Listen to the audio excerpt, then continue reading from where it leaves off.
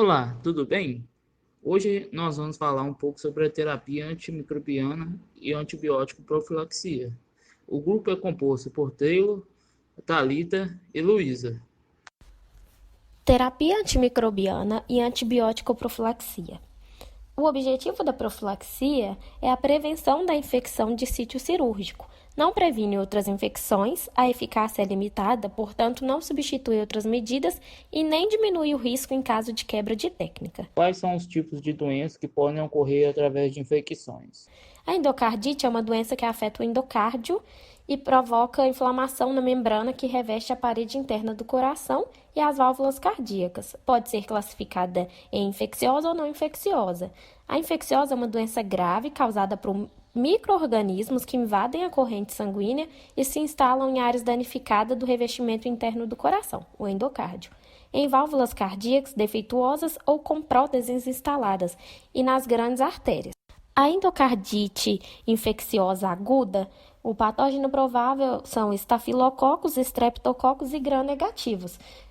O tratamento é feito com oxacilina, 200 mg quilo por dia, de 4 em 4 horas, até 12 gramas por dia, penicilina G cristalina, 300 a 400 mil unidades internacionais por quilo por dia, de 4 em 4 horas, até 20 milhões de unidades internacionais por dia.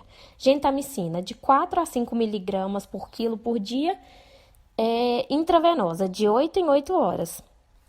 A endocardite infecciosa subaguda, válvula nativa, o patógeno provável é Streptococcus e Enterococcus. O tratamento é feito com penicilina G cristalina de 300 a 400 mil unidades internacionais intravenosas, de 4 em 4 horas, até 20 milhões de unidades internacionais por dia. Gentamicina de 4 a 5 miligramas por quilo por dia, intravenosa, de 8 em 8 horas. A endocardite infecciosa, válvula proteica, o patógeno provável são os estafilococos coagulase, mais ou menos, e gram-negativos.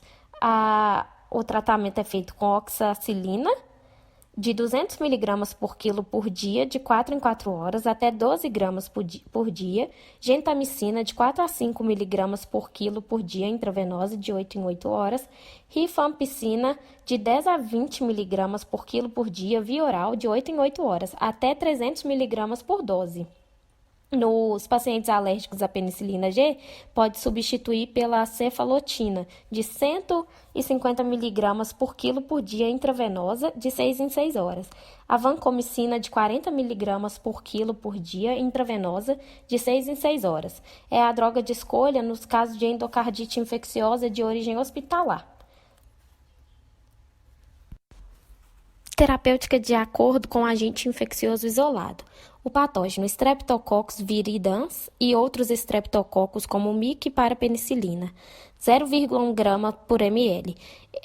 Na endocardite de válvula nativa, usado penicilina G cristalina ou ceftriaxona por 4 semanas. Na endocardite de válvula proteica, penicilina G cristalina por 6 semanas e gentamicina por 2 semanas.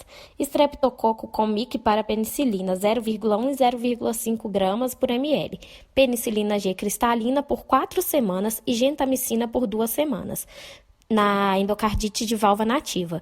A de válvula proteica, penicilina G cristalina por 6 semanas e gentamicina por 4 semanas. Streptococcus com MIC para penicilina de 0,5 gramas por ml e enterococcus, penicilina G cristalina ou ampicilina e gentamicina por 4 a 6 semanas na endocardite de válvula nativa. De válvula proteica, penicilina G cristalina ou ampicilina e gentamicina por 6 semanas. Estafilococo meticilina sensível. Na endocardite de válvula nativa, oxacilina por 4 a 6 semanas, com ou sem gentamicina nos primeiros 3 a 5 dias. De válvula proteica, oxacilina e rifampicina por 6 semanas e gentamicina por 2 semanas. Estafilococo meticilina resistente. Na endocardite de válvula nativa, vancomicina com ou sem gentamicina nos primeiros 3 a 5 dias de terapia. Na endocardite de válvula proteica, vancomicina com rifampicina por 6 semanas e gentamicina por 2 semanas. No estafilococcus endocardite do lado direito do coração, na endocardite de valva nativa, oxacilina com gentamicina por 2 semanas. Os patógenos do grupo RASEC na endocardite de valva nativa, ceftriaxona por 4 semanas e na de valva proteica, ceftriaxona por 6 semanas. A profilaxia é indicada em pacientes com próteses valvares, mecânicas biológicas ou homoenxertos, pacientes com antecedentes de endocardite infecciosa, mesmo sem diagnóstico de cardiopatia, pacientes com cardiopatia congênita, exceto se companhia ostium secundo isolado, pacientes com valvopatia reumática, mesmo após correção cirúrgica, pacientes com valvopatias adquiridas, doenças degenerativas, por exemplo, pacientes com prolapso de válvula mitral associada à regurgitação mitral, pacientes com micocardiopatia hipertrófica e os procedimentos nos quais a profilaxia está indicada em tratamentos e procedimentos dentários nos quais se espera sangramento da mucosa ou gengiva, cirurgia que envolve mucosas respiratórias ou intestinal, cirurgia de próstata, de vias biliares ou histerectomia vaginal,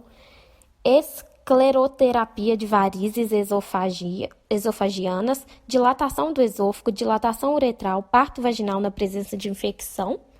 E o procedimento dentário é usada a primeira escolha a mixacilina, 3 gramas de via oral 1 hora antes, ou 1,5 gramas via oral após 6 horas, ou eritromicina, 1 grama via oral 1 hora antes, 1 grama via oral após 6 horas. A segunda escolha é a clindamicina, 300 mg via oral 1 hora antes, 150 mg via oral após 6 horas.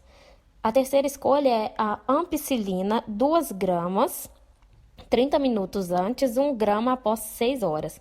Ou clindamicina, 300 mg, 30 minutos antes, 100 mg após 6 horas. Meningites. O termo meningite expressa a ocorrência de um processo inflamatório das meninges, que são as membranas que envolvem o cérebro. A meningite meningocócica é a profilaxia indicada quando tem contatos familiares íntimos, creches, quartéis, turmas de maternal e jardim, educação infantil, outros contatos íntimos através do beijo ou pessoas que estiveram como pacientes cerca de 4 horas por dia durante 5 a 7 dias. E o tratamento, a profilaxia é feita com rifampicina, 20 mg por quilo por dia, dividido de 12 em 12 horas para crianças maiores de 1 mês de vida, 10 mg por quilo por dia, dividido de 12 em 12 horas para menores de 1 mês, e 600 mg, 12 em 12 horas, para adultos durante 2 dias. Para grávidas, pode ser utilizada a ceftriaxona, 250 mg intramuscular em dose única. Em crianças, a dose de ceftriaxona é de 125 mg intramuscular. Ciprofloxacina ou azitromicina são outras opções para adultos, 500 mg, via oral, dose única. A meningite por Haemophilus influenzae, a indicação é quando tem contato com familiares ou creches, quando houver crianças menores de 2 anos susceptíveis, não vacinadas ou vacinação incompleta. Neste caso, fazer a profilaxia em todas as faixas etárias que se expuseram ao caso de índice. Creche que não há crianças menores de 2 anos, não se recomenda quimioprofilaxia, a menos que ocorra 2 ou mais casos no período de 60 dias. É feita a profilaxia com rifampicina, 20 mg por quilo por dia para crianças e 600 gramas por dia para adultos por 4 dias. A profilaxia deve ser administrada em até 48 horas, tempo necessário para a confirmação diagnóstica.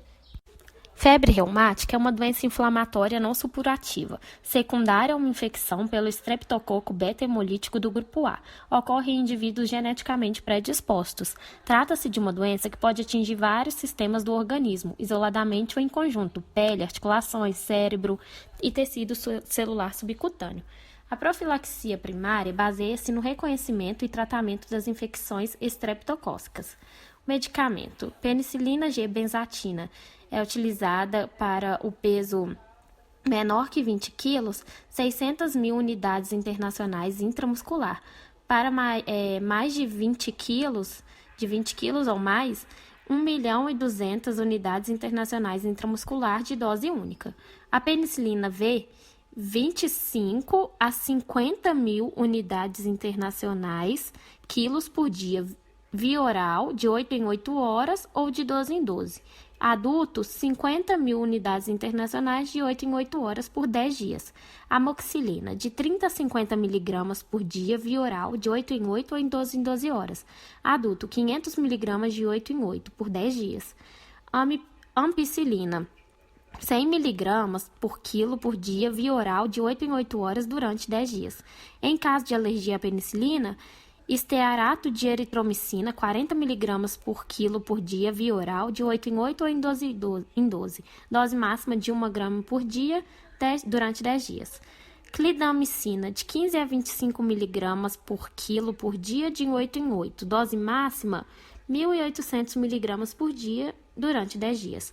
Azitromicina, 20 miligramas por quilo por dia, via oral, uma vez ao dia. Dose máxima de 500 miligramas por dia, durante 3 dias. A profilaxia secundária, após o diagnóstico de febre reumática, deve ser realizada a profilaxia secundária. Deve ser prontamente instituída, permanecendo a penicilina benzatina como a droga de primeira escolha.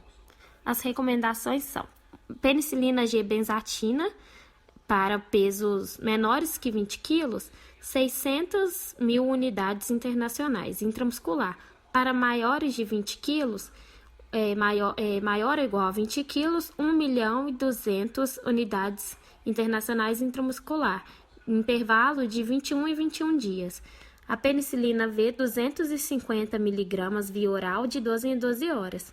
Em caso de alergia à penicilina, a sulfadiazina, para pesos menores de 30 quilos, 500 miligramas via oral. Pesos de 30 ou maior que 30 quilos, 1 grama via oral, uma vez ao dia. Em caso de alergia à penicilina e à sulfa, eritromicina, 250 miligramas via oral, de 12 em 12 horas. Tuberculose é uma doença infecciosa que se inicia pela inalação da bactéria Mycobacterium tuberculosis pelos pulmões e é transmitida pela tosse de gotículas expelidas por uma pessoa doente.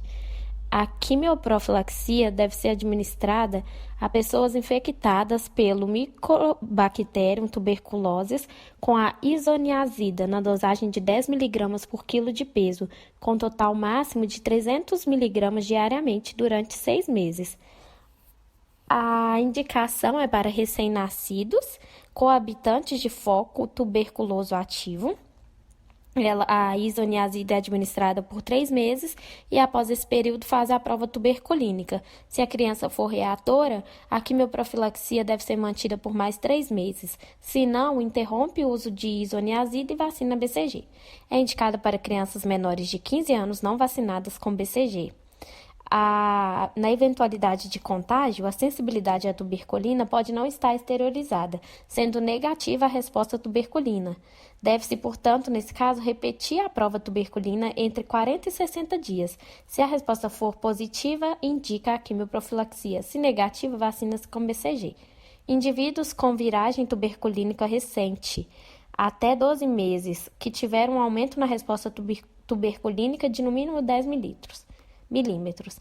População indígena, imunodeprimidos, reatores a forte tuberculina, sem sinais de tuberculose ativa, mas com condições clínicas associadas, como alcoolismo, diabetes mellitus, insulinodependente, silicose, linfomas, pacientes com uso prolongado de corticosteroides em dose de imunodepressão.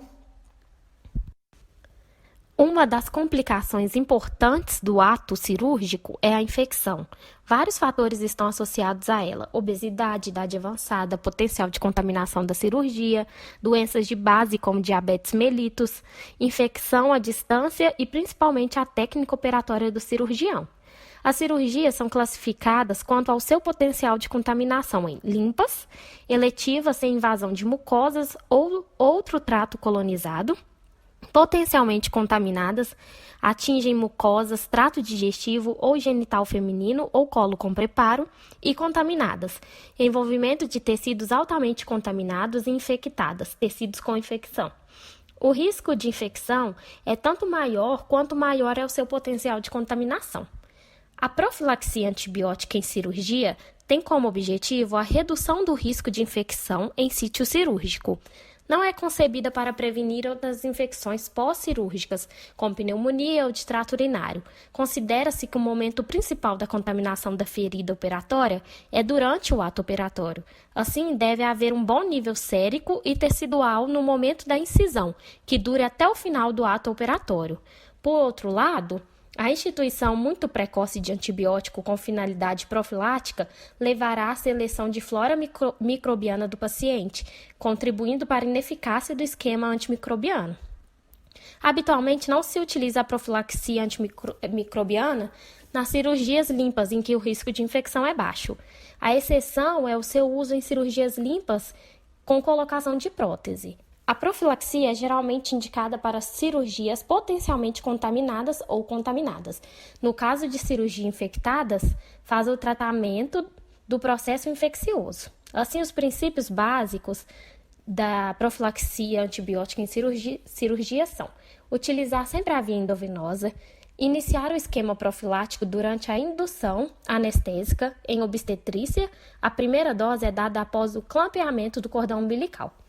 Manter as doses suplementares durante todo o ato operatório, suspender a profilaxia após o final do ato operatório ou no máximo com 24 horas de uso.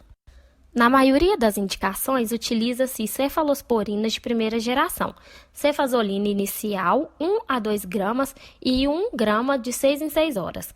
No caso das cirurgias que envolvem o trato gastrointestinal, a droga mais utilizada é a cefoxitina inicial 1 a 2 gramas e 1 grama de 4 em 4 horas.